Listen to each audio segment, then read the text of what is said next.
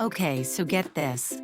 English has over 25,000 idioms, and some of them mean the exact opposite of what they sound like. It's like the language is playing a prank on us. That's such a wild number. No wonder people learning English get so confused. It's like trying to solve a riddle every time someone speaks. Exactly. And today we're diving into 7 of these idioms that sound one way but mean something completely different. The best part? We're doing it through some hilarious real life stories that'll make you laugh and maybe cringe a little. Oh, I'm ready for this. Let's start with the first one. Break a leg. This one's a classic, but I bet there's a twist coming. So picture this. You're in the theater district surrounded by actors getting ready for a big show. The energy is electric, and then someone yells, "Go out there and break a leg." And if you're not familiar with the phrase, you're probably thinking, wait, what did they just say? Exactly, that's what happened here. Someone overheard this and thought, why would anyone wish harm on someone right before a performance? It's like they thought they were witnessing some kind of sabotage. So, what did they do? Well, they decided to intervene.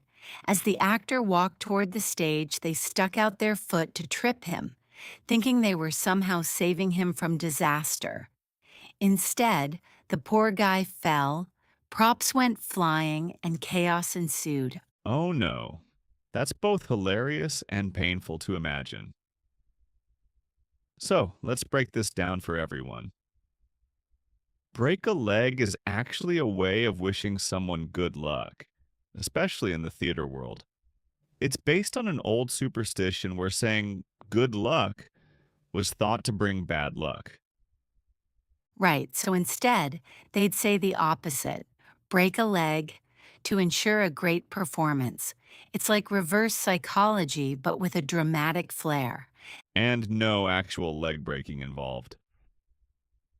Got it. What's next? Next up is spill the beans. This one's a favorite because it's so visual, but it can lead to some pretty messy misunderstandings. Oh, I can already tell this is going to be good. What happened? So, someone was planning a surprise party and told their friend, "I'm about to spill the beans." The friend, thinking they finally understood an idiom, pulled out a can of baked beans and dumped it right onto the table. No way. They actually did that? Oh, yes, beans and sauce everywhere. The surprise party was completely forgotten because everyone was too busy cleaning up the mess. That's incredible. So, for anyone wondering, spill the beans means to reveal a secret. One theory about its origin goes back to ancient Greece, where people voted using beans. If someone knocked over the jar and spilled the beans, the secret vote was revealed. Exactly. So, next time someone says they're about to spill the beans, you can leave your canned goods at home. Now, let's talk about under the weather. This one's a bit more subtle, but just as confusing if you take it literally.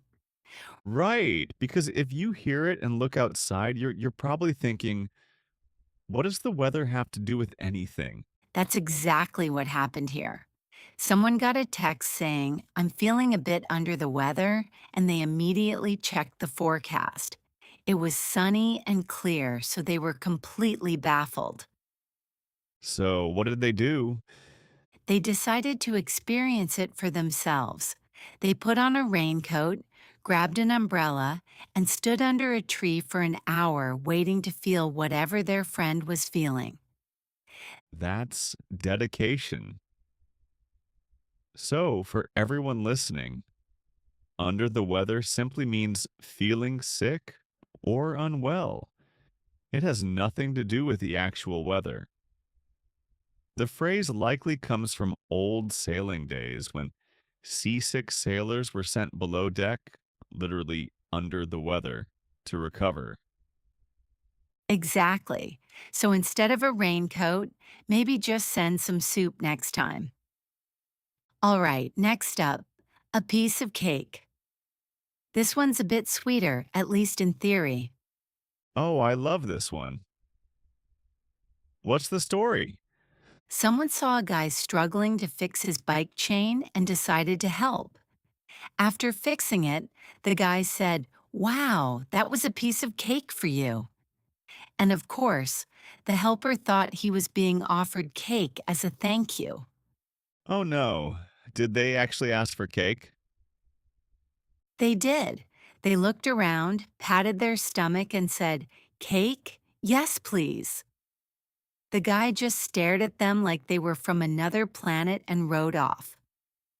That's amazing. So, for anyone wondering, a piece of cake means something is very easy to do. The idea is that eating a piece of cake is simple and enjoyable, so any task that's just as easy can be described that way. Right, but unfortunately, it rarely involves actual cake. Let's move on to hit the sack.